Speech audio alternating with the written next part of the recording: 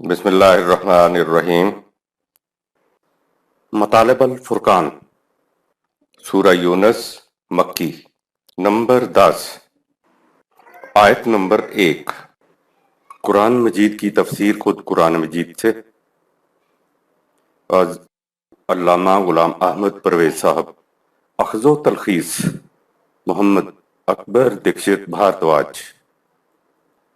نظر ثانی doctor Inam ul-Haq, M Phil P H D Islamic studies.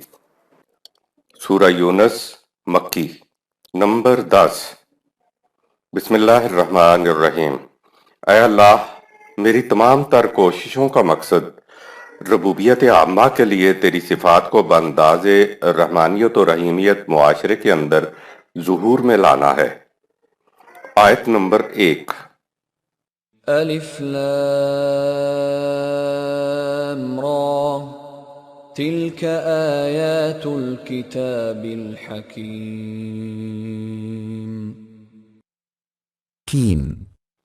اللہ کا ارشاد ہے کہ یہ اس ضابطۂ قوانین کی آیات ہیں جو سر تسر حکمت پر مبنی ہیں، یا یہ الف لام را ہے۔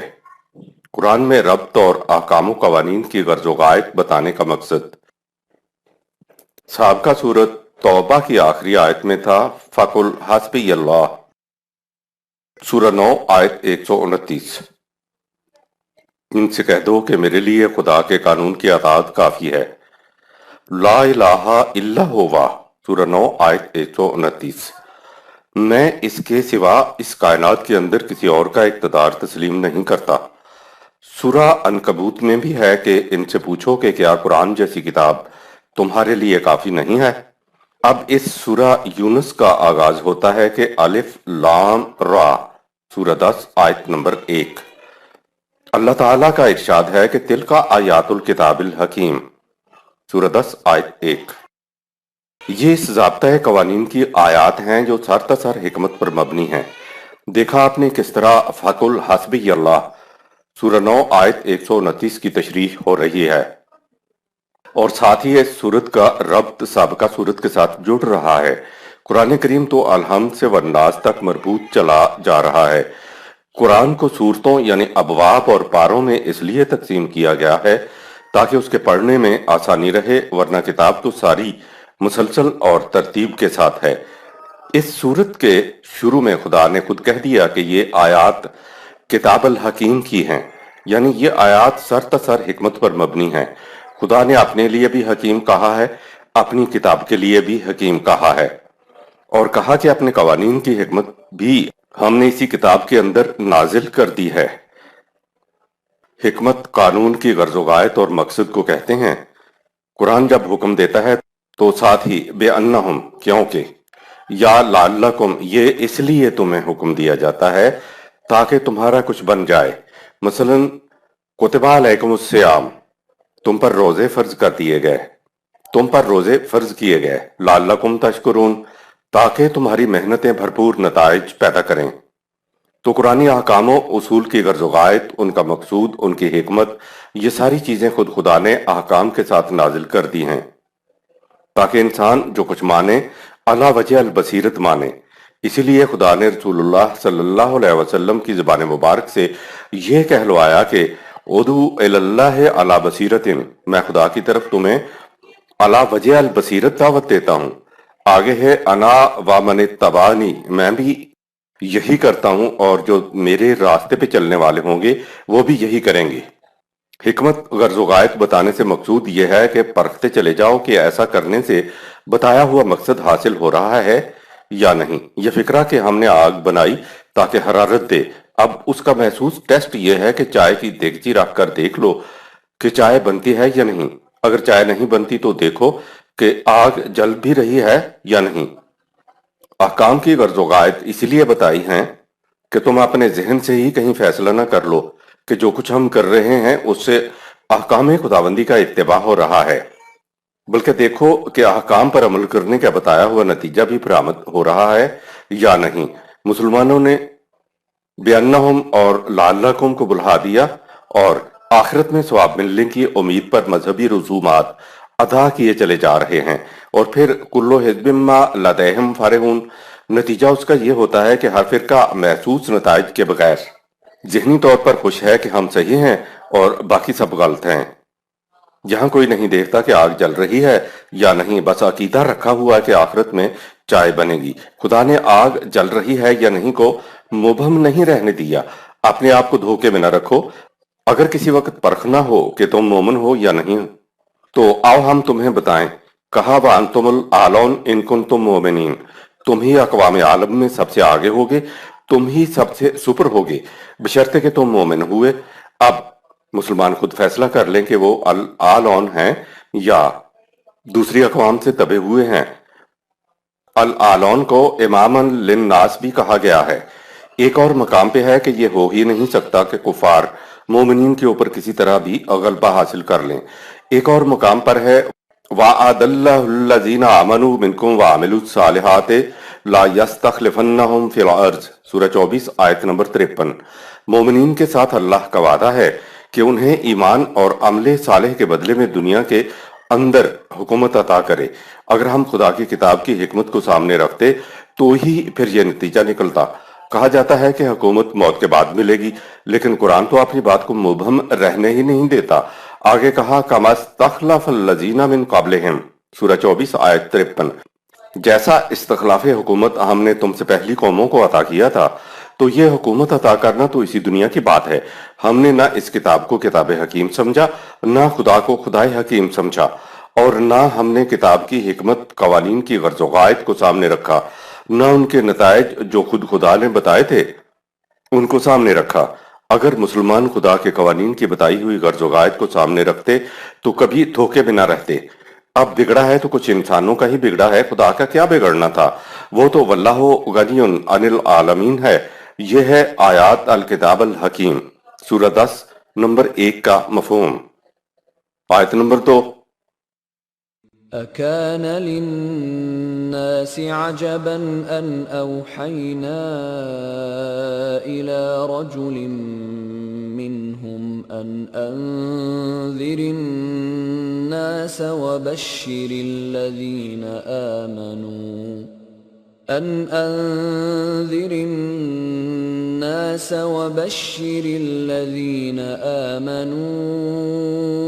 أَنَّ لَهُمْ قَدَمَ صِدْقٍ عِندَ رَبِّهِمْ قَالَ الْكَافِرُونَ إِنَّ هَذَا لَسَاحِرٌ مُبِينٌ۔ کیا لوگوں کو اس بات پر تعجب ہو رہا ہے کہ ہم نے انہی میں سے ایک آدمی کی طرف اپنی وحی کیوں بھیجی ہے؟ سنو، وحی اس لیے بھیجی تاکہ وہ اس کے ذریعے لوگوں کو غلط روش زندگی کے برے نتائج سے آگاہ کر دے، اور جو ضابطۂ حیات پر ایمان لائیں اور عمل بھی اس کے مطابق کریں انہیں خوشخبری دے دے کہ ان کے نشو و نما دینے والے کے نزدیک ان کا مقام بہت بلند اور حقیقی شرف کا موجب ہے۔ مخالفین تعلیم پر غور کرنے کی بجائے اعلان کرتے پھرتے ہیں کہ یہ شخص بالکل چھوٹا ہے۔ قدمہ صدقن، جہاں کوئی شخص ٹھہرے قائم رہ سکے، کوئی دھوکہ نہ ہو، یعنی وہ ریئل ہو، ٹھہرنے کا مقام ایسا جہاں تم جم کر ٹھہر سکو گے۔ عربی میں قدمہ صدقن اس کو کہتے ہیں کہ جس میں بلندیاں، شرف اور عظمتیں جتنی بھی ہیں وہ سب حاصل ہو جائیں۔ نبی اور رسول کے متعلق فوق البشر ہونے کا باطل تصور۔ نبی اور رسول کے متعلق شروع سے لوگوں کا خیال یہ رہا کہ یہ فوق البشر ہوتا ہے، یعنی عام انسان نہیں ہوتا، اسی لیے مذاہب عالم نے اپنے مذاہب کے بانیوں کو عام انسان سے اونچا رکھا ہوا ہے۔ یعنی کسی نے کہا کہ وہ خدا کا اوتار ہے تو کسی نے اسے خدا کا بیٹا کہا، پھر اس سے جتنے بھی افعال سرزد ہوتے ہیں انہیں معجزہ کہا۔ نبی اور رسول کے بارے میں یہ ضروری خصوصیات مذہب میں سمجھائی جاتی ہیں۔ اب یہ بات ہمارے ہاں بھی آ گئی کہ معجزہ کو دلیل نبوت سمجھا جاتا ہے۔ آج کے مذہب پرست انسان ہوں یا 1400 سال پہلے کے مذہب پرست، ان میں کوئی فرق نہیں ہے۔ قرآن کریم میں کئی مقامات پر آیا ہے کہ یہ لوگ تجھ سے معجزات دکھانے کا مطالبہ کرتے ہیں۔ جواب میں کہا گیا کہ میں تو تم جیسا ہی ایک بشر ہوں، تو کیا تم اپنے جیسے بشر سے مافوق البشر کام کا مطالبہ کرتے ہو؟ اگر بالفرض محال خدا میرے ذریعے کوئی مافوق البشر کام کا مظاہرہ کرا بھی دے تو اس کا کیا فائدہ؟ تم نے تو خود سابقہ انبیاء اکرام کی طرف معجزے منسوب کر رکھے ہیں، تو بتاؤ کوئی قوم معجزوں کو دیکھ کر کبھی ایمان لائی ہے؟ مثلا رسول اللہ صلی اللہ علیہ وسلم کی طرف انگلی کے اشارے سے چاند کو دو ٹکڑے کر دینے کا معجزہ منسوب کیا جاتا ہے، تو کیا یہ مافوق البشر معجزہ دیکھ کر قوم ایمان لے آئی تھی؟ انسان کا چاند کو مسخر کر لینا سابقہ دور کے لوگوں کے لیے معجزہ ہے۔ مذہب پرست پہلے بھی مانگ رہے تھے اور آج بھی معجزات و کرامات مانگتے ہیں۔ مذہب پرست آج بھی وہی ہیں جہاں پہلے تھے۔ قرآن نے پچھلی آیت میں کہا کہ یہ حکمت سے بھرپور آیات سورہ 10 آیت 1 یعنی قوانین ہیں۔ ربط میں کہا أكان للناس عجبا أن أوحينا إلى رجل منهم أن أنذر الناس سورہ 10 آیت نمبر 2، یہ اپنے میں سے ایک بشر کو رسول بنائے جانے پر تعجب کر رہے ہیں کہ یہ کیسے ہو گیا۔ ان کے خیال میں تو ایک رسول کو مافوق البشر ہونا چاہیے تھا، ان جیسا نہیں ہونا چاہیے تھا، کم از کم ہم سے مختلف وضاقتہ رکھتا، کپڑوں کی تراش خراش ہم سے مختلف رکھتا، کرامتیں دکھاتا، کتاب حکیم۔ سورہ 10 نمبر 1 کے بعد ان کے تعجب کی بات آئی ہے، اگر یہ ہو جاتا کہ مافوق البشر ہونے کی وجہ سے رسول ہی تمہاری عقل و فکر میں نہ آتا تو اس کی پیش کردہ تعلیم کیوں کر حکیم ہو سکتی تھی؟ خدا کی کتاب اس لیے حکیم ہے کہ غور و فکر کرنے پر عقل انسانی کو مطمئن کر دینے والی توجیحات خدا کی بیان کرتا ہیں۔ قرآن کہتا ہے کہ ہم نے عقل و فکر کے چراغ گل کر کے ایمان لانے کا مطالبہ نہیں کیا، ہم نے حکمت پر مبنی احکام دیے تاکہ تم عقل و فکر سے کام لے کر علی وجہ البصیرت ایمان لاؤ۔ نہ تو یہ رسول مافوق البشر ہے اور نہ اس کی پیش کردہ تعلیم مافوق البشر ہے۔ اس پر غور و فکر کرو، ہمارے قوانین میں تمہیں اپنا اور پوری انسانیت کی بھلائی سمجھ آئے، نظر آئے تو اس پر ایمان لاؤ اور ان کے مطابق اپنی زندگی بسر کرو۔ کرامت اور عقل و فکر پر مبنی بات میں کوئی ربط نہیں ہوتا، جبکہ عقل و بصیرت کے تحت کسی چیز کو ماننا مقام بلند ہے اور انسان کا باشرف ہونا ہے۔ سحر کا لغوی اور بنیادی مفہوم۔ لفظ سحر کے لغوی اور بنیادی معنی ایسے جھوٹ اور فریب کے ہیں جس کا بظاہر پتہ ہی نہ چلے۔ اس جہت سے یہ لفظ جادو کے معنوں میں بھی استعمال ہونے لگا۔ قرآن میں یہ لفظ جہاں آئے گا وہاں دیکھنا ہوگا کہ اس لفظ سے اس جگہ جھوٹ و فریب مراد ہے یا جادو۔ لوگوں کا خیال تھا کہ نبی کو فوق البشر ہونا چاہیے تاکہ وہ معجزے دکھائے، اور یہ بھی ہو سکتا ہے کہ مخالفین حضور صلی اللہ علیہ وسلم کو جادوگر ہی سمجھتے ہوں، کیونکہ جو شخص آپ کے قریب جاتا وہ آپ کے کلام و بیان سے اس قدر متاثر ہو جاتا کہ اسے سحر، جادو کے سوا اور کچھ سمجھا ہی نہیں جا سکتا تھا۔ اس آیت میں جادو کے بجائے سحر کے معنی ہیں جھوٹ اور فریب۔ اگر رسول اللہ صلی اللہ علیہ وسلم کوئی معجزہ دکھاتے تو جھکنے والے تو جھک جاتے، لیکن کچھ ایسے بھی ہوتے جو کہتے کہ نہیں یہ تو جادو ہے، جادوگر ایسے شعبدے دکھاتے ہیں۔ یہ کہنے کی گنجائش تھی، رسول اللہ صلی اللہ علیہ وسلم تو کہہ رہے ہیں انا بشر مثلکم، میں تم جیسا ہی ایک بشر ہوں، اس لیے میں تمہارے سامنے ایسی کوئی بات پیش نہیں کر سکتا جو مافوق الفطرت ہو، کوئی شعبدہ ہو۔ اگر مخالفین نے جادوگر کہا ہوتا تو وہ خود مان رہے ہیں کہ یہ تو عام انسان ہے، تو جادوگر والی بات نہیں ہے۔ عربی میں سحر کے بنیادی معنی ہیں جھوٹ و فریب، تو مخالفین یہ کہہ رہے تھے کہ یہ رسول جتنی باتیں کر رہا ہے وہ محض جھوٹ اور فریب ہیں، کیونکہ یہ کوئی معجزہ نہیں دکھا سکتا، اس لیے یہ اپنے دعویٰ نبوت میں بالکل جھوٹا ہے۔ اس آیت میں ساحر کے معنی جھوٹا ہے۔ معجزہ دکھانے کا زیادہ اصرار کیا تو کہا فقد لبثت فیکم عمرا من قبلہ افلا تعقلون، کیا یہ باتیں کرنے سے پہلے میں 40 سالہ عمر تمہارے اندر نہیں بسر کر چکا؟ ایمان سے کہو کیا میری سابقہ زندگی میں تمہیں کبھی کسی قسم کا جھوٹ ملا؟ یہ ایسا معجزہ تھا جسے نہ اس دور کا انسان جھٹلا سکا اور نہ آج کا کوئی جھٹلا سکتا ہے۔ آیت نمبر 3۔ إن ربكم الله الذي خلق السماوات والأرض في 6 أيام ثم استوى على العرش يدبر الأمر ما من شفيع إلا من بعد إذنه ذلكم الله ربكم فاعبدوه أفلا تذكرون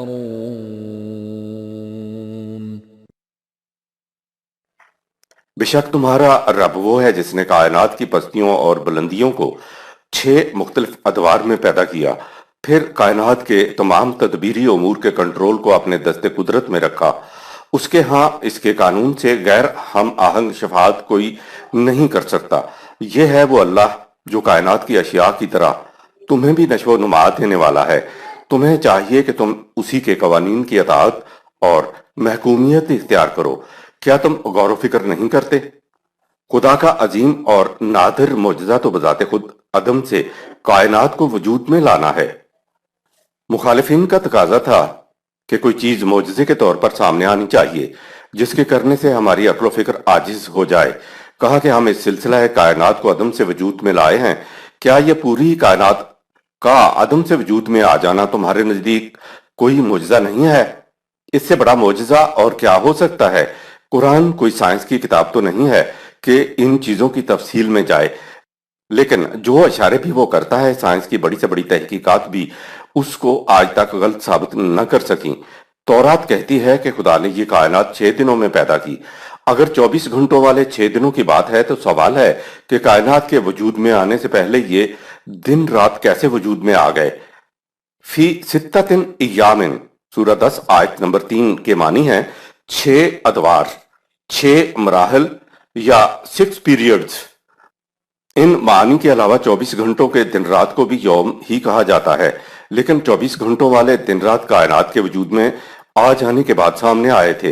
कायनात अभी वजूद में भी नहीं आई थी और तौरात ने दिनों के नाम भी गिनवा दिए कि हफ्ता के दिन शुरू करके खुदा ने इतवार के दिन आराम किया।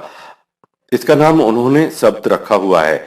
खुदा ने इस तस्वर की नफी की और कहा ला ताखुजुहु सिनतुम वला नौम सूरह 2 आयत नंबर 255। ना वो थकता है, ना उसे नींद आती है और ना ही ऊंग। दूसरी जगह कहा कि वो चाहे तो उन जैसी हजारों कायनातें वजूद में ले आए। वो इस कायनात को बनाकर थक नहीं गया है। हिंदुओं का अकीदा है कि ये सारी कायनात हकीकत में अपना वजूद नहीं रखती। ईश्वर ब्रह्मा सो रहा है और उसे ये ख्वाब आ रहा है, तो खुदा के सोने का तस्वर उनके यहाँ भी मौजूद है, जिसकी कुरान ने तरदीद कर दी कि उसे नींद नहीं आती।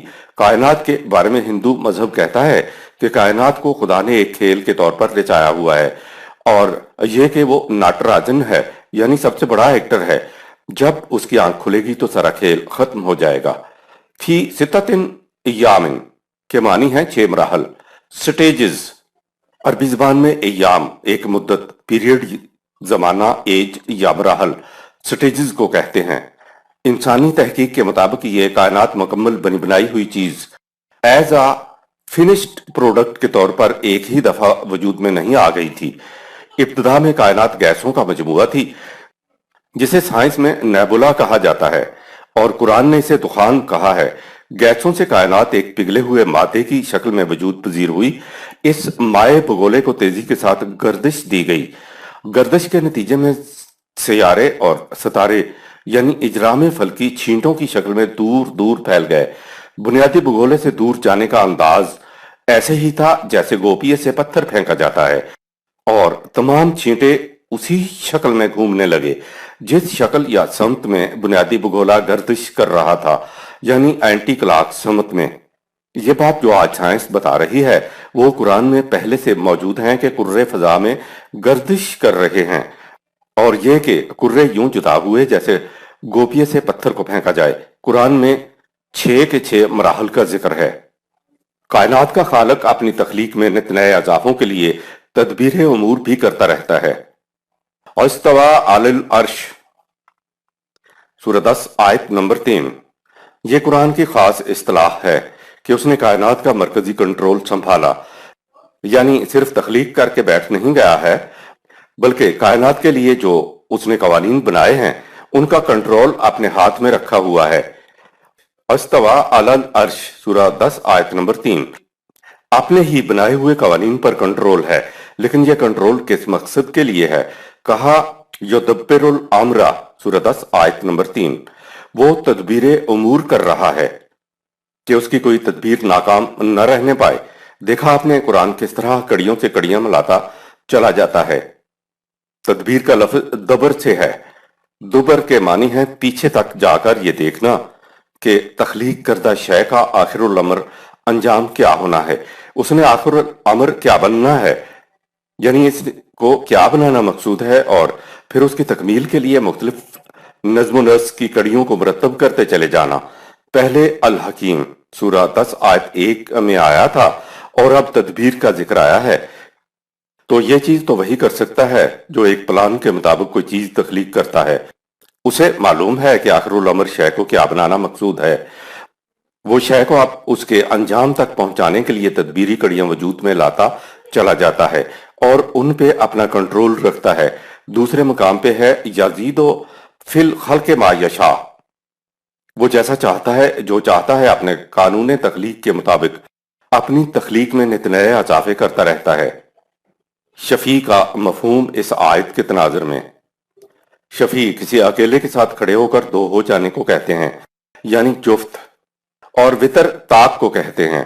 جب گواہ عدالت میں جاتا ہے تو ملزم کے ساتھ کھڑے ہونے کو شفیع کہتے ہیں۔ شفیع یعنی گواہ کے ساتھ ہونے کی وجہ سے ملزم یا مجرم اکیلا نہیں رہتا۔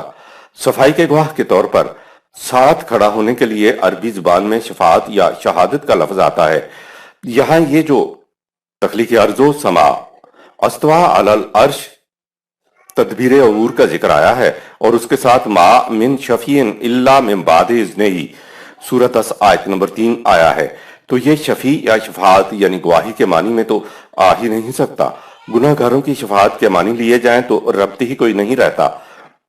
یہاں تو تدبیر امور ہو رہی ہے، یہاں تو یہ بتایا جا رہا ہے کہ اس تخلیقی سلسلہ میں بات آگے کیسے بڑھتی ہے۔ تخلیق کا مرحلہ تو امر کے فوری بعد شروع ہو جاتا ہے۔ تخلیق کا وہ مرحلہ جب ابھی شے متشکل نہیں ہوئی ہوتی، شے نے ابھی طبعی قوانین کی روح سے ارتقاء کرنا شروع نہیں کیا ہوتا۔ یہ حصہ عالم امر سے متعلق ہے جس کے متعلق ہم کچھ نہیں جان سکتے۔ طبعی قوانین کے تابع آنے سے پہلے تخلیق کے لیے قرآن نے امر کا لفظ استعمال کیا ہے۔ خدا کائنات کو 6 مراحل سے گزار کے وجود میں لایا، کائنات سے متعلق قوانین پر کنٹرول اپنے ہاتھ میں رکھا، تدبیر امور ہوتی چلی جاتی ہیں، وہ اپنے عالم امر کے اندر مزید تدبیریں کرتا رہتا ہے، اور اکیلے واحد میں عنصر ایلیمنٹ یعنی وطر طاق عناصر وجود میں آتے چلے جاتے ہیں۔ دو عناصر کو ایک خاص تناسب سے haphazardly اکٹھے کرنے سے ایک نئی چیز وجود میں آتی ہے۔ اگر اکیلے عنصر ایلیمنٹ وطر کو طاق ہی رہنے دیا جائے تو کوئی چیز تخلیق نہیں ہوتی۔ اگر مختلف اکیلے وطر عناصر کو خاص تناسب سے شفیع کر دیا جائے، دو کر دیا جائے، ملا دیا جائے، تو اس سے تخلیق کے میدان میں ایک اضافہ ہو جاتا ہے۔ گویا ایک کے ساتھ دوسری چیز کا خاص تناسب کے ساتھ امتزاج یعنی شفیع ہونا عمل تخلیق کا مظہر ہوتا ہے۔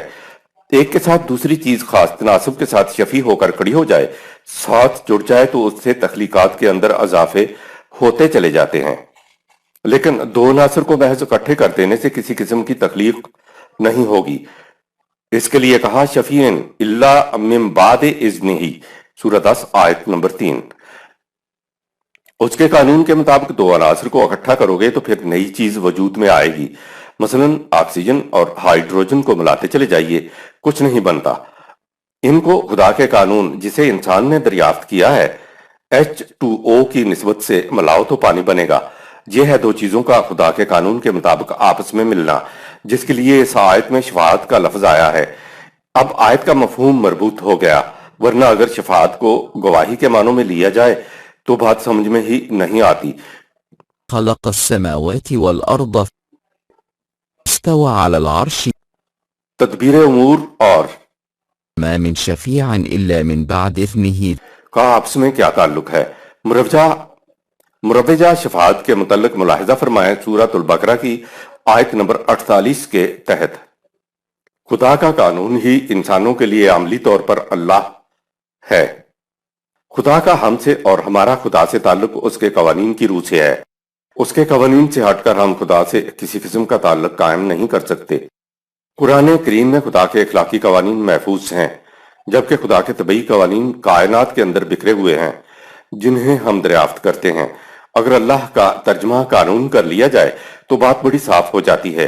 آگے کہا ذالکم اللہ سورہ 10 آیت نمبر 3، یہ ہے تمہارا اللہ، یعنی تمہارے لیے تمہاری زندگی بسر کرنے کے لیے خدا کا قانون ہی تمہارا اللہ ہے۔ خدا کے قوانین کی اطاعت کرنا خدا ہی کی اطاعت ہوتی ہے۔ خدا کا قانون کس مقصد کے لیے ہے؟ بتایا ربکم، سورہ 10 آیت نمبر 3، تمہاری ربوبیت کے لیے ہے۔ اس آیت میں بتا دیا کہ عناصر کو خدا کے قوانین کے مطابق شفیع کرو گے، جفت کرو گے، آپس میں ملاؤ گے تو تمہاری ربوبیت ہوتی چلی جائے گی۔ اپنے قوانین کی اطاعت کے لیے کہا فَاعْبُدُوهُ، سورہ 10 آیت نمبر 3۔ اللہ کے قوانین کی اطاعت کرو۔ انسان بدیع السماء یا فاطر السماء تو نہیں ہو سکتا، لیکن یہ قوانین خداوندی سے ہم آہنگ ہو کر چلے تو یہ تخلیقی کاموں میں آگے بڑھتا چلا جائے گا۔ تخلیقی عمل سے اس کی ذات کی نشو و نما ہوتی چلی جائے گی، اور ساتھ ہی تخلیقی عمل کے محاصل سے دوسروں کی اور اس کی اپنی طبعی ربوبیت ہوتی چلی جاتی ہے۔ خدا کے قوانین کے مطابق تخلیق کرنے سے انسان احسن الخالقین تو نہیں ہو سکتا، کیونکہ یہ تو صرف خدا ہی ہے۔ البتہ یہ صفت خالقیت سے ضرور متصف ہو جاتا ہے۔ حد بشریت میں انسان قوانین خداوندی کے مطابق جو کچھ کرتا چلا جائے گا تو اس کے عمل کا نتیجہ پکار کر کہے گا ذالکم اللہ، سورہ 10 آیت نمبر 3۔ یہ ہے اللہ، یعنی یہ ہے اللہ کے قانون کی اثر انگیزی۔ لیکن یہ سب کچھ ما من شفیع الا من بعد اذنہ، سورہ 10 آیت نمبر 3۔ قانون خداوندی کے مطابق ایک خاص تناسب سے ایک چیز دوسری چیز کے ساتھ ملانے سے ہوگا۔ جو قوم خدا کے احکام و قوانین کی اطاعت کرتی چلی جائے گی اس سے ربوبیت ظہور میں آتی چلی جائے گی۔ ایسی قوم تخلیق کے لیے تدبیر امور کرے گی، اقتدار کنٹرول اپنے ہاتھ میں رکھے گی تاکہ انارکی نہ پھیلنے پائے۔ اس اقتدار اور کنٹرول کا مقصد ہے ربکم، سورہ 10 آیت نمبر 3۔ ربوبیت کے لیے نظم و نسق اس کا منتہا اور مقصود ہوگا۔ آگے ہے افلا تذکرون، سورہ 10 آیت نمبر 3۔ کہو کیا بات سمجھ میں آئی؟ کرو گے نہ خدا کے قوانین کی اطاعت؟ آیت نمبر 4۔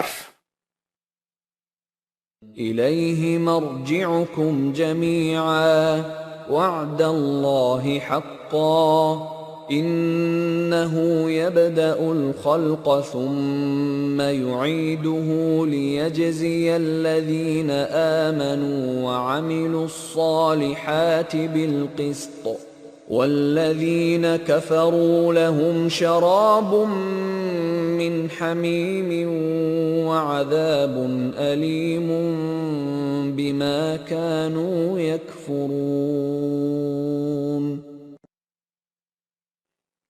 صحیح یا غلط روش میں تمہارا ہر قدم اسی کے قانون کے مرتب نتائج کی طرف اٹھ رہا ہے۔ یہ بات حقیقت پر مبنی ہے جو تم سے بیان کی گئی ہے۔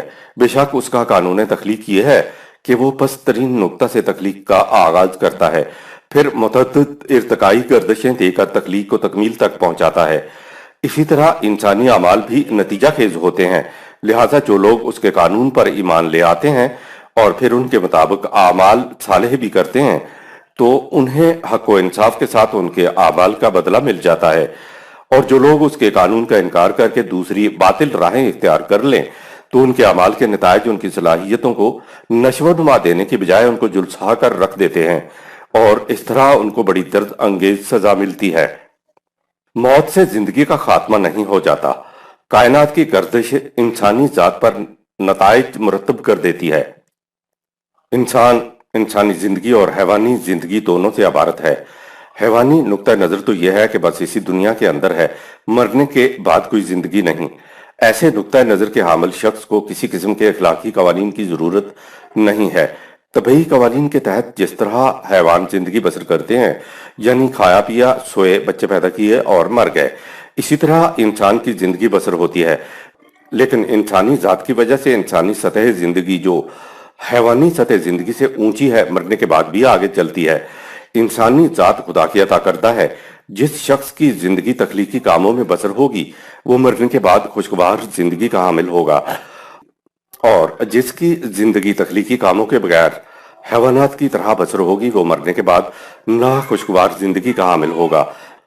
یاد رہے کہ ربوبیت کے اندر انسان کی جسمانی نشو و نما اور اس کی ذات کی صلاحیتوں کی نشو و نما دونوں شامل ہیں۔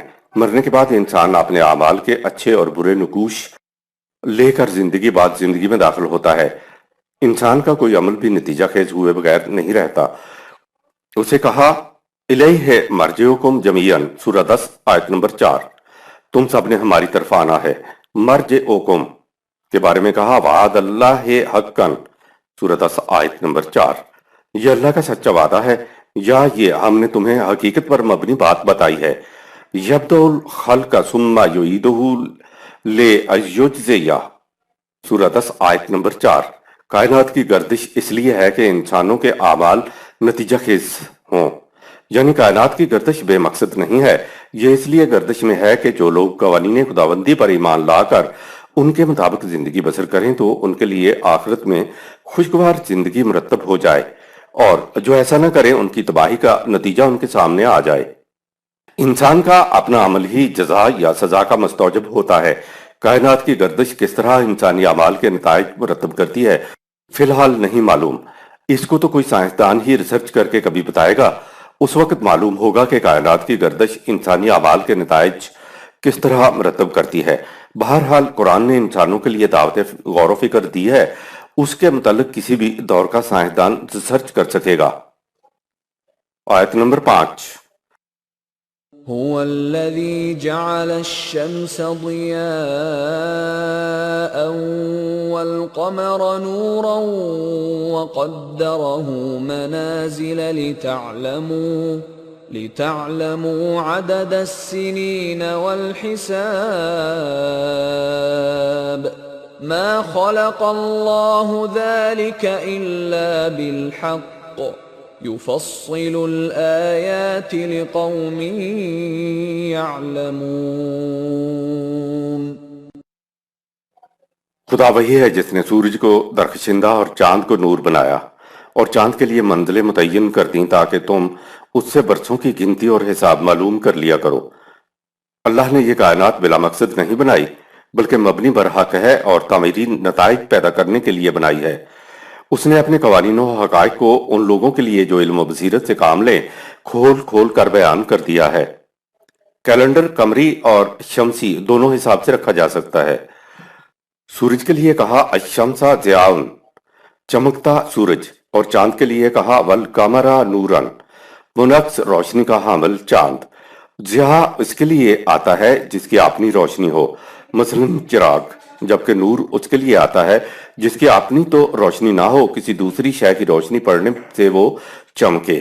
سورج اور چاند کے بارے میں یہ بات 1400 سال پہلے قرآن نے بتائی کہ سورج اپنی روشنی سے چمکتا ہے اور چاند سورج سے مانگی ہوئی روشنی سے چمکتا ہے، یعنی چاند کی اپنی روشنی نہیں ہے۔ سورج کی چمک جب چاند پر پڑتی ہے تو یہ چمکتا ہے، یعنی سورج کی روشنی کو منعکس کرتا ہے۔ اس آیت سے یہ بھی معلوم ہوا کہ کیلنڈر قمری سال کے مطابق بھی بنایا جا سکتا ہے اور شمسی سال کے حساب سے بھی۔ سورہ 6 آیت نمبر 97، سورہ 17 آیت نمبر 12۔ چاند کا سال سورج کے سال کے حساب سے ہر 36 سال کے بعد ایک سال پیچھے رہ جاتا ہے، یعنی ہر تیسرے سال ایک مہینہ پیچھے رہ جاتا ہے اور ہر سال 10 دن پیچھے رہ جاتا ہے۔ آیت نمبر 6، ان في اختلاف الليل والنهار وما خلق الله في السماوات والارض لآيات لقوم يتقون۔ یقیناً رات دن کی گردش میں اور خدا نے جو کچھ کائنات میں پیدا کیا ہے اس میں ان قوموں کے لیے جو غلط روش کے تباہ کن نتائج سے بچنا چاہیں بڑے بڑے حقائق پوشیدہ ہیں۔ کائنات پر غور و فکر کرنے والوں کو قرآن نے علماء اور متقی کہا ہے۔ یفصل الآیات لقوم یعلمون، سورہ 10 آیت نمبر 5۔ یفصل الآیات، قرآن کہہ رہا ہے کہ ہم تو نکھار کر بیان کرتے ہیں، یعنی یہ کتاب مبہم نہیں ہے، اس کو تفصیل سے نکھار کر بیان کیا گیا ہے۔ لیکن کن لوگوں کے لیے نکھار کر بیان کیا گیا ہے؟ کہا لقوم یعلمون، سورہ 10 آیت نمبر 5۔ اس قوم کے لیے جو علم سے کام لیتی ہے۔ علماء کا لفظ قرآن میں صرف 2 مقامات پر آیا ہے، ایک تو بنی اسرائیل کے احبار و رہبان کے لیے علماء کا لفظ آیا ہے اور جو اپنے ہاتھوں سے حکم لکھتے اور کہتے کہ یہ خدا کا حکم ہے، سورہ 26 آیت نمبر 197۔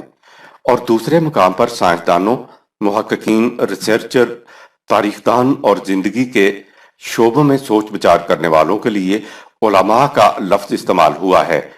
سورہ 35 آیات 27-28۔ اس کے علاوہ قرآن کریم میں علماء کا لفظ کہیں نہیں آیا ہے۔ کہا اِنَّ فِی اخْتِلَافِ اللَّیْلِ وَالنَّہَارِ وَمَا خَلَقَ اللَّهُ فِی السَّمَاوَاتِ وَالْأَرْضِ، سورہ 10 آیت نمبر 6۔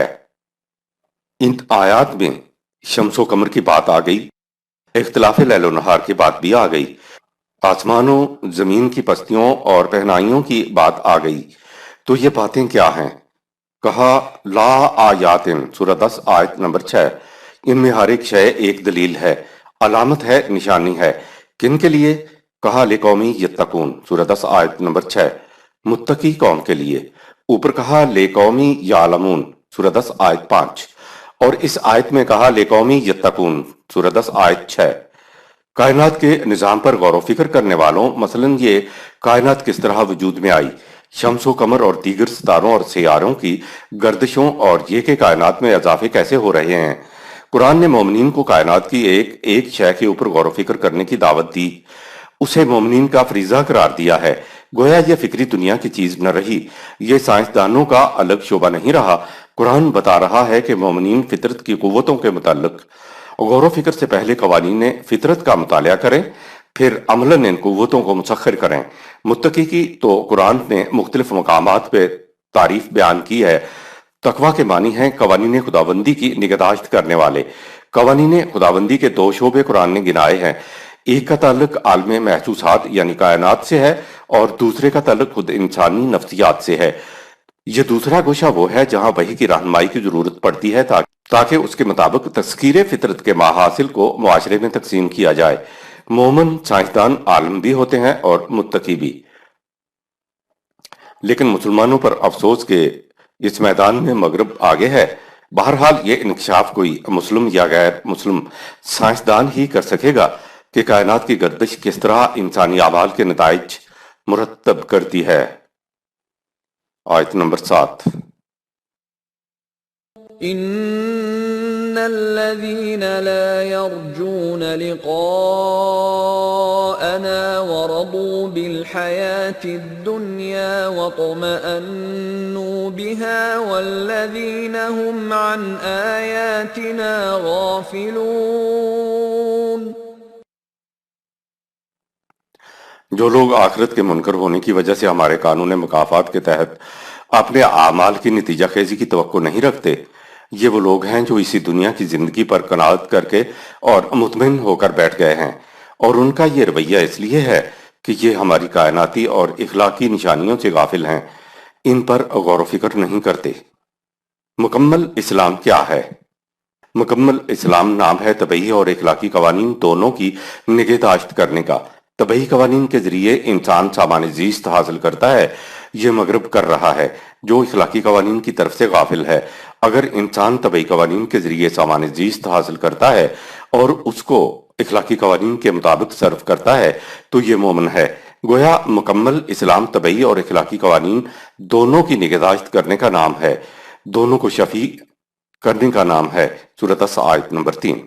جو تسخیر فطرت نہیں کرتا وہ اپنے ہاں اخلاقی قوانین کا مدعی ہے، تو اس کی مثال ایسے دکاندار کی سی ہے جس کے پاس ترازو اور پاٹ تو ہوں لیکن دکان میں قابل فروخت سامان ہی نہ ہو۔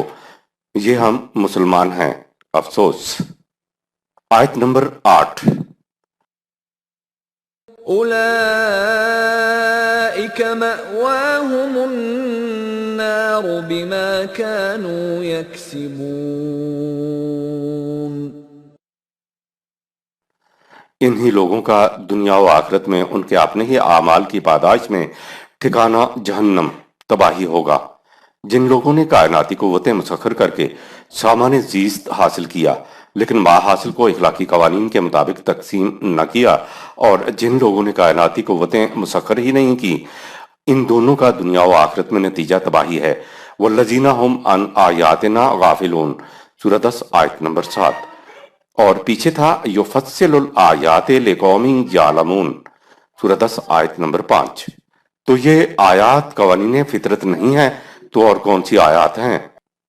آیت نمبر 9۔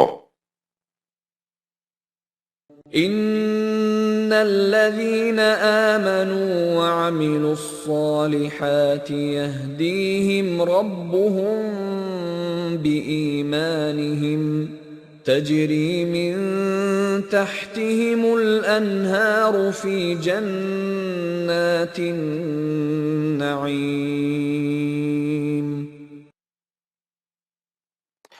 جو لوگ قوانین خداوندی کی صداقتوں پر ایمان رکھتے ہیں اور ان قوانین کے مطابق اعمال صالح بھی کرتے ہیں تو اللہ ان کے اس ایمان کی بنا پر ان کی رہنمائی زندگی کے صحیح راستہ کی طرف کر دے گا.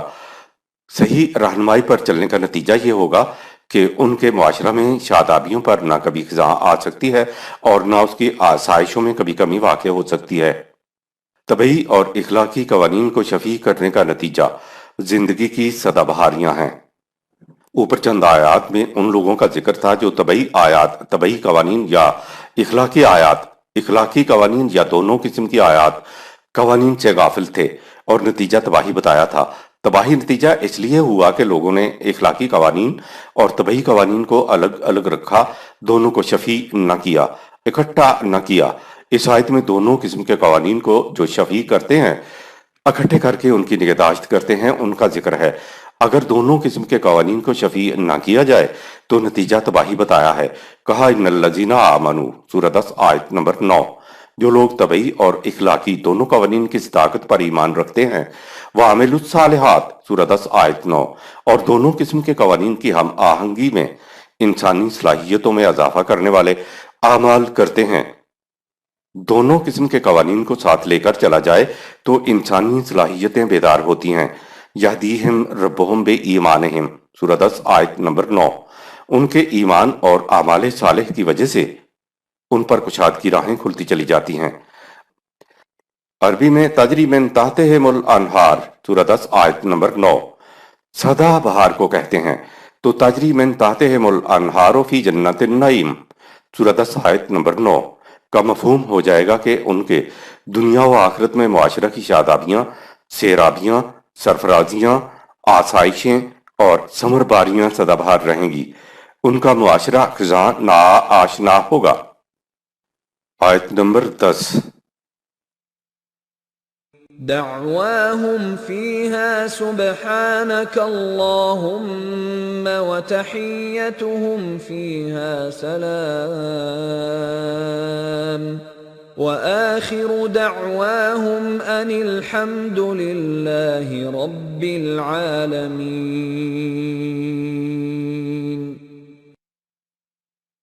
جنتی معاشرہ میں ان لوگوں کی زبان پر ہوگا، اے اللہ تیرے قوانین اس بات سے پاک ہیں، بہت دور ہیں کہ وہ صحیح کوششوں کے تخریبی نتائج پیدا کر دیں، اور اس معاشرہ میں ہر فرد دوسرے فرد کے لیے حیات بخش آرزویں اور سلامتی کی تمنائیں لیے ہوئے ہوگا.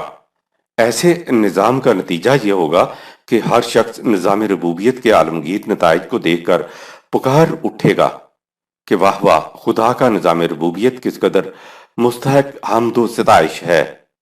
سبحانک اللہم، تو پاک ہے ان تمام باتوں سے جو تیرے متعلق انسان اپنے ذہن سے کہتا ہے یا سوچتا ہے.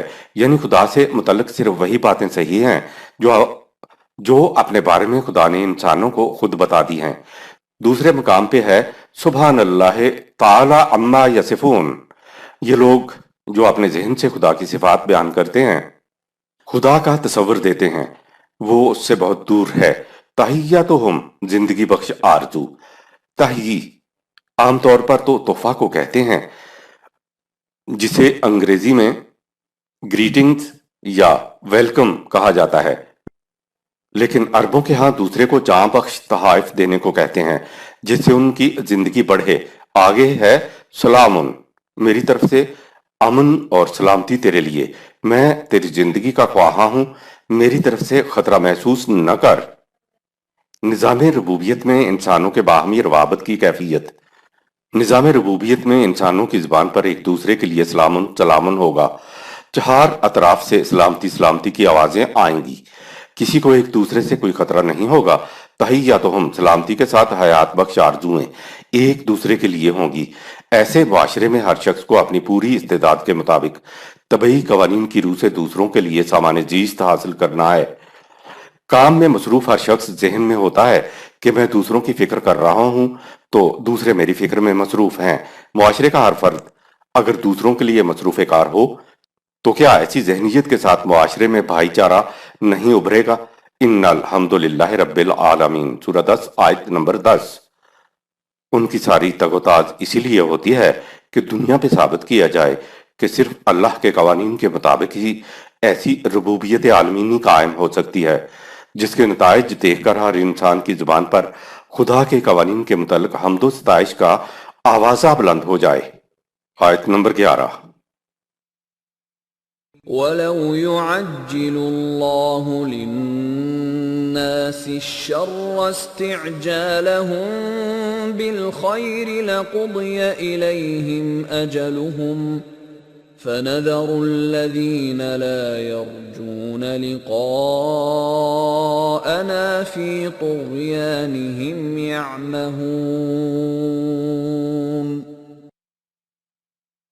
اگر اللہ کا قانون لوگوں کو سزا دینے میں بھی ویسی ہی جلدی کرنے والا ہوتا جیسا کہ اس کا قانون ان کے ساتھ رحمت کے معاملے میں جلدی کرتا ہے تو ان کی مدت عمل ختم ہو چکی ہوتی۔ ہمارے قانون مہلت کا طریق یہ ہے کہ جو لوگ قوانین خداوندی کی نتیجہ خیزی پر ایمان نہیں رکھتے ان کی فوری گرفت کی بجائے ان کو ہم ان کی سرکشی میں بھٹکتے رہنے کے لیے چھوڑ دیتے ہیں۔ مکافات عمل کی ایک اہم شق مہلت کا وقفہ ہے۔ جس طرح انسان اپنا فائدہ حاصل کرنے کے لیے جلد بازی سے کام لیتا ہے، اگر خدا کا قانون مکافات اسی طرح مواخذہ کرنے میں جلدی کرتا تو غلط راستے پر چلنے والوں کی مہلت کا وقفہ پورا ہو چکا ہوتا، لیکن خدا نے تخم ریزی اور ثمر باری کے درمیان ایک وقفہ مقرر کر رکھا ہے۔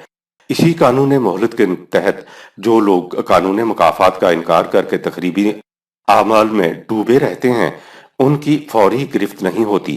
خدا نے قانون مکافات عمل میں وقفہ اس لیے رکھا ہے کہ انسان کے پاس غلط روش کو چھوڑ کے صحیح روش کی طرف آنے کی گنجائش رہے۔ ہو سکتا ہے کہ جب یہ تباہی کے آثار دیکھے یا ذرا آگے بڑھے اور غلطی کا احساس ہو جائے تو اس کے پاس صحیح روش کی طرف آنے کی گنجائش موجود ہونی چاہیے۔ اگر فوری گرفتہ ہو جائے تو خدا نے جو یہ اصول مقرر کر رکھا ہے کہ انسان بلا جبر و کراہ کامل اور غور و فکر کے بعد اپنی مرضی سے صحیح راستہ اختیار کرے تو اس کا مقصد ہی فوت ہو جائے گا۔ مثلا اگر کسی ظالم کا ہاتھ مظلوم پر اٹھتے ہی اگر وہ پتھر کا بن جائے تو اسے دیکھ کر ساری دنیا ایمان لے آئے اور ظلم مٹ جائے، لیکن ایسا ایمان غور و فکر کا نتیجہ نہیں ہوگا۔ جو ایمان عقل و فکر کے معاف ہو جانے سے لایا جائے اسے ایمان کہا ہی نہیں جا سکتا، وہ تو فکری اکراہ کا نتیجہ ہوگا۔ لہٰذا عمل اور اس کے نتیجے میں ایک وقفہ ہوتا ہے تاکہ انسان اپنے اختیار و ارادے کو اچھی طرح استعمال کر سکے۔ خدا نے غلط روش کو چھوڑ کر صحیح روش کی طرف آنے والوں کے لیے اپنی رحمت اپنے پر واجب کی ہوئی ہے۔ آیت نمبر 12۔ وَإِذَا مَسَّ الْإِنسَانَ الضُّرُّ دَعَانَا لِجَنبِهِ أَوْ قَاعِدًا أَوْ قَائِمًا فَلَمَّا كَشَفْنَا عَنْهُ ضُرَّهُ مَرَّ كَأَن لَّمْ يَدْعُنَا إِلَى ضُرٍّ مَّسَّهُ كَذَلِكَ زُيِّنَ لِلْمُسْرِفِينَ مَا كَانُوا يَعْمَلُونَ۔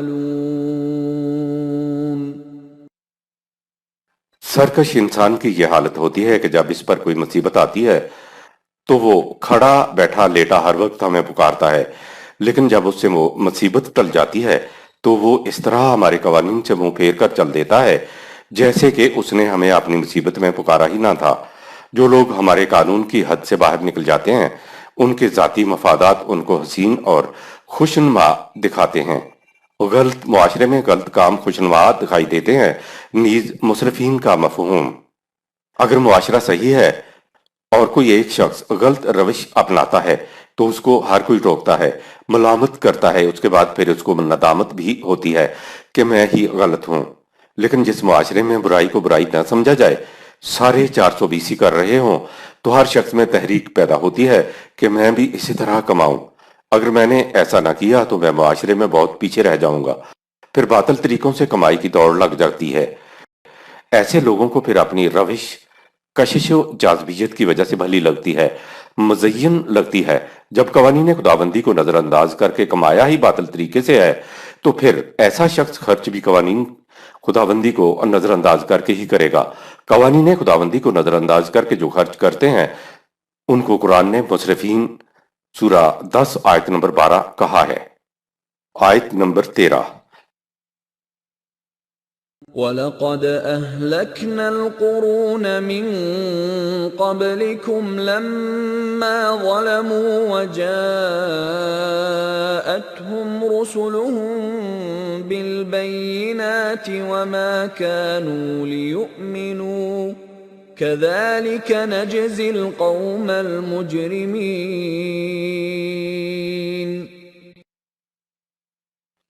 اور ہم نے اس سے پہلے بھی بہت سی قوموں کو تباہ کر دیا کیونکہ انہوں نے ہمارے قوانین سے سرکشی اختیار کر کے لوگوں پر ظلم اور زیادتی شروع کر دی، حالانکہ ان کے رسول واضح اور کھلے کھلے دلائل لے کر ان کی طرف آئے، لیکن وہ ایمان لانے والے نہ بنے اور تباہ ہو گئے۔ اسی طرح ہم اپنی سنت کے مطابق ہر دور کے مجرموں کو ان کے کیے کا بدلہ دیتے ہیں۔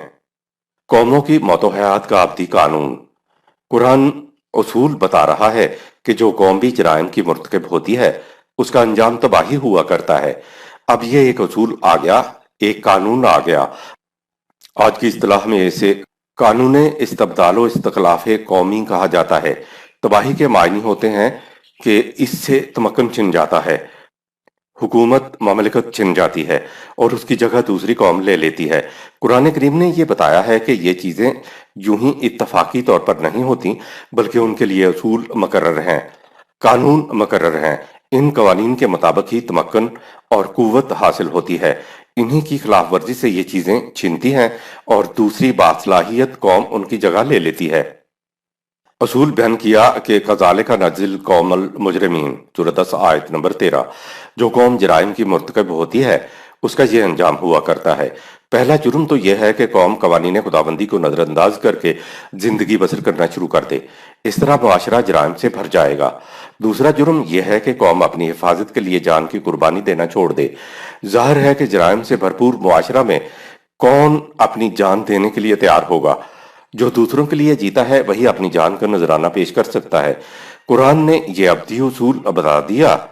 پھر قرآن نے مخاطب قوم سے کہا ثم جعلناکم خلائف فی الارض من بعدہم سورہ 10 آیت نمبر 14۔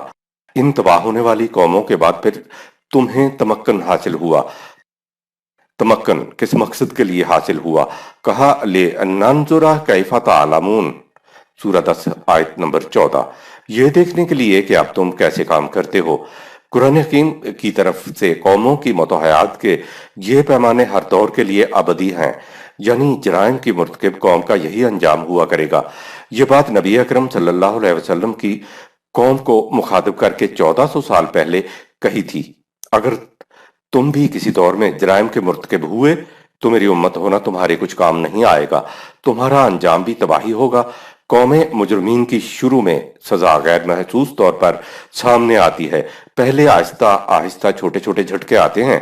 اگر قوم اپنی روش نہ بدلے تو پھر آخر الامر کسی دوسری قوم کا غلبہ ہو جاتا ہے۔ ایسا ہر دور میں ہوگا۔ عربی زبان میں جرم کے بنیادی معنی ہے دوسروں کے پھل کو کاٹ کر اپنے گھر میں لے جانا۔ آیت نمبر 14۔ ثم جعلناكم خلائف في الأرض من بعدهم لننظر كيف تعملون۔ ان اقوام سابقہ کے بعد اے جماعت مومنین، ہم نے تمہیں ان کا جان نشین بنایا تاکہ دیکھا جائے کہ تم کس قسم کے کام کرتے ہو۔ آیت نمبر 15۔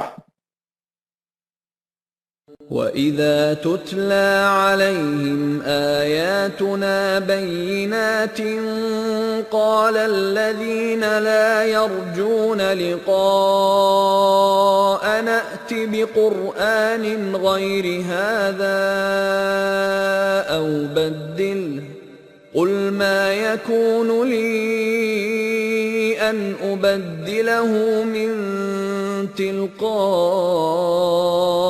نَفْسِي ان اتبع الا ما يوحى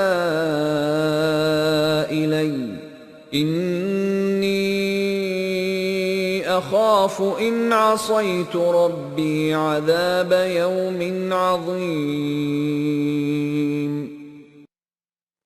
اور جب ان کے سامنے ہمارے واضح قوانین پیش کیے جاتے ہیں تو وہ لوگ جن کو اخروی زندگی پر یقین نہیں ہوتا کہتے ہیں اس قرآن کے علاوہ کوئی اور ہماری پسند کا قرآن لاؤ یا مفاہمت کی خاطر اس میں ہی کچھ ترمیم کر دو۔ ان سے کہہ دو یہ چیز میرے اختیار سے باہر ہے کہ میں اس میں اپنی طرف سے کسی قسم کا رد و بدل کر سکوں۔ میں تو صرف اس وحی کی پیروی کرتا ہوں جو میری طرف نازل ہوئی ہے۔ اگر بفرض محال میں بھی اپنے رب کے احکام کی نافرمانی کروں تو میں ایک ہولناک دن کے عذاب سے ڈرتا ہوں۔ اس کا قانون میری رعایت نہیں کرے گا۔ معصیت کے معنی ہے دیدہ دانستہ خدا کے کسی حکم سے سرتابی برتنا، روح گردانی کرنا۔ قانون سازی کا اختیار صرف خدا کو حاصل ہے، یہ اختیار خدا نے کسی کو نہیں دیا۔ اس آیت سے چند باتیں ابھر کر سامنے آتی ہیں۔ نمبر 1، مخالفین کی رنجش رسول اللہ صلی اللہ علیہ وسلم کی ذات سے نہیں تھی بلکہ اس کی تعلیم اور دعوت سے تھی جسے رسول اللہ صلی اللہ علیہ وسلم پیش کرتے تھے، اسی لیے وہ تعلیم و دعوت میں ترمیم کی تجویز پیش کرتے تھے۔ نمبر 2، اللہ کے رسول صلی اللہ علیہ وسلم کا جواب تھا کہ میں اس میں تغیر و تبدل نہیں کر سکتا، مجھے ایسا کرنے کا اختیار نہیں ہے۔ رسول اللہ صلی اللہ علیہ وسلم کا جواب وہی کہ من جانب اللہ ہونے کی بین دلیل ہے۔ خدا پر ایمان لانے کا لازمی تقاضا یہ ہے کہ خدا کی کتاب کو کافی سمجھا جائے۔ کہا اولم یکفہم انا انزلنا علیک الکتاب یتلی علیہم، سورہ 29 آیت نمبر 51۔ کیا جو کتاب ہم نے نازل کی ہے وہ کافی نہیں ہے؟ نمبر 3، قرآن کے سوا حضور صلی اللہ علیہ وسلم نے اپنے کسی ارشاد کے متعلق نہیں کہا کہ میں اس میں تبدیلی کرنے کا مجاز نہیں، بلکہ روایات بتاتی ہیں کہ آپ نے اپنے کئی فیصلوں میں تبدیلی کی۔ واضح ہوا کہ وہی صرف قرآن کے اندر ہے، باہر نہیں ہے، جس میں تبدیلی کرنے کا اختیار خود رسول اللہ صلی اللہ علیہ وسلم کو بھی نہیں تھا۔ نمبر 4، حضور صلی اللہ علیہ وسلم صرف وحی کا اتباع کرتے تھے۔ یہ بھی اس امر کی دلیل ہے کہ اتباع رسول سے مراد اتباع قرآن ہے، اور سنت رسول اللہ صلی اللہ علیہ وسلم اتباع قرآن ہی کا دوسرا نام ہے، نہ کہ احادیث کا اتباع۔ نمبر 5، رسول اللہ صلی اللہ علیہ وسلم بھی بفرض محال معصیت کا ارتکاب کرتے تو خود بھی معصیت کی سزا سے نہیں بچ سکتے تھے، تو سوال پیدا ہوتا ہے کہ وہ گناہ گاروں کو کس طرح بخشوا سکتے ہیں۔ نمبر 6، قانون بنانے یا تبدیل کرنے کا حق صرف خدا تعالیٰ ہی کا ہے۔ جسے قانون سازی کا اختیار ہے اسے ہی قانون میں تبدیلی کا اختیار ہے، اور قانون سازی کا اختیار خدا نے کسی کو نہیں دیا۔ آیت نمبر 16، قل لو شاء الله ما تلوته عليكم ولا أدراكم به فقد لبثت فيكم عمرا من قبله أفلا تعقلون۔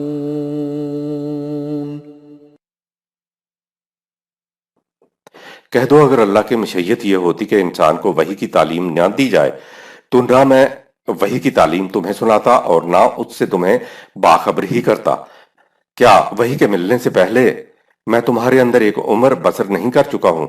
تو کیا تم میری سابقہ زندگی پر عقل و فکر سے کام لے کر غور نہیں کرتے کہ میں سچا اور پاک باز انسان ہوں؟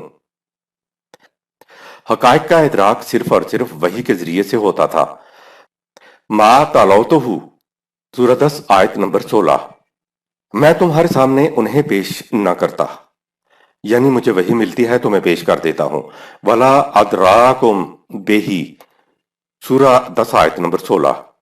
خدا تمہیں اس کا علم ہی نہ دیتا، یعنی حقائق اور قوانین کا ادراک میں اپنی طرف سے نہیں دے رہا ہوں، خدا کی طرف سے دے رہا ہوں۔ قرآن نے فائل کے بدلنے سے کتنی بڑی دو حقیقتیں پیش کر دیں۔ ولا ادراکم بہی، سورہ 10 آیت نمبر 16۔ یہ جو حقائق کا ادراک ہے وحی کے ذریعے سے خدا کراتا ہے، تلوتہ کراتا ہوں، یعنی میں تو انہیں بس پیش کرتا ہوں۔ مجھے تو حقائق قوانین کے وضع کرنے کا اختیار نہیں ہے، یہ علم اسی کا عطا کردہ ہے، میں اس میں تبدیلی بھی نہیں کر سکتا، میں تو بس پیش کرتا ہوں وہ جو قرآن میں ترمیم کرنے کے لیے مخالفین کہہ رہے تھے۔ سورہ 10 آیت 15۔ تو وہ کہہ سکتے تھے کہ میاں یہ قوانین بناتے تو تم خود ہو، بس بڑا بننے کے لیے کہہ دیتے ہو کہ خدا کی طرف سے ہے۔ خدا نے رسول اللہ صلی اللہ علیہ وسلم کی زبان سے کہلوایا، فَقَدْ لَبِثْتُ فِيكُمْ عُمْرًا مِّن قَبْلِهِ افلا تعقلون۔ سورہ 10 آیت نمبر 16۔ میں کہیں باہر سے نہیں آیا ہوا ہوں، میں نے سابقہ عمر تمہارے اندر بسر کی ہے، سوچو تو صحیح، عقل سے کام لو۔ کیا اس سے بیشتر تم نے مجھے جھوٹ بولتے دیکھا ہے یا فریب دیتے دیکھا ہے؟ رسول اللہ صلی اللہ علیہ وسلم کے اس معجزہ کے سامنے مخالفین کی زبانیں خاموش ہو گئی تھیں۔ آیت نمبر 17۔ فمن أظلم ممن افترى على الله كذبا أو كذب بآياته إنه لا يفلح المجرمون۔ بھلا اس سے بڑھ کر مجرم اور کون ہوگا جو اپنے من سے گھڑ کر اللہ پر بہتان باندھے کہ یہ حکم من جانب اللہ ہے، یا اسی طرح وہ شخص بھی کم مجرم نہ ہوگا جس کے سامنے خدا کی سچی وحی آئے اور وہ اسے جھٹلا دے۔ خدا پر بہتان باندھنے والا اور خدا کی وحی کو جھٹلانے والا دونوں مجرم ہیں، اس لیے یاد رکھو خدا مجرموں کو اپنے پروگرام میں کبھی کامیاب نہیں ہونے دیتا۔ آیت نمبر 18۔ وَيَعْبُدُونَ مِن دُونِ اللَّهِ مَا لَا يَضُرُّهُمْ وَلَا يَنفَعُهُمْ وَيَقُولُونَ هَٰؤُلَاءِ شُفَعَاؤُنَا عِندَ اللَّهِ قُلْ أَتُنَبِّئُونَ اللَّهَ بِمَا لَا يَعْلَمُ فِي السَّمَاوَاتِ وَلَا فِي الْأَرْضِ سُبْحَانَهُ وَتَعَالَىٰ عَمَّا يُشْرِكُونَ۔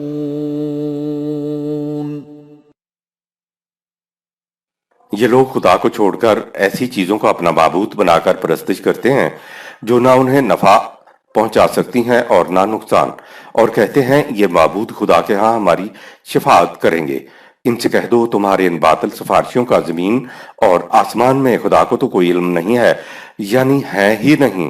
خدا بہت دور ہے اور پاک ہے ان چیزوں سے جن کو وہ اس قابضے میں خود شریک ٹھہراتے ہیں۔ خدا کی پرستش ناجائز ہے، اس کے تو بس قوانین کی محکومیت اختیار کرنا ہوتا ہے۔ عقیدہ کی بنا پر بتوں کو نفع نقصان پہنچانے پر قادر سمجھ لیا جاتا ہے۔ پیر پرستی اور قبر پرستی میں بھی یہی عقیدہ کار فرما ہوتا ہے۔ قرآن کی روح سے خدا کی عبادت سے مراد اس کے قوانین کی محکومیت ہے، اطاعت ہے، خدا کی پرستش کرنا جائز نہیں ہے۔ خدا حاکم ہے، پرستیدہ نہیں ہے۔ قرآن میں خدا کی پرستش کا تصور ہی نہیں ہے، اس لیے جب خدا کے عبد اور یعبدون جیسے الفاظ آئیں گے تو ان کا مفہوم خدا کی محکومیت اختیار کرنا ہوگا، لیکن جب ایسے الفاظ غیر مسلموں کے سلسلے میں آئیں گے تو ان کا مفہوم ان کی مروجہ پرستش ہوگا۔ اس زمانے کی قومیں تو بتوں کی پرستش کرتی تھیں، لیکن اب تو انسانوں کی بھی پرستش ہونے لگی ہے۔ آیت نمبر 19۔ وَمَا كَانَ النَّاسُ إِلَّا أُمَّةً وَاحِدَةً فَاخْتَلَفُوا وَلَوْلَا كَلِمَةٌ سَبَقَتْ مِنْ رَبِّكَ لَقُضِيَ بَيْنَهُمْ فِيمَا فِيهِ يَخْتَلِفُونَ۔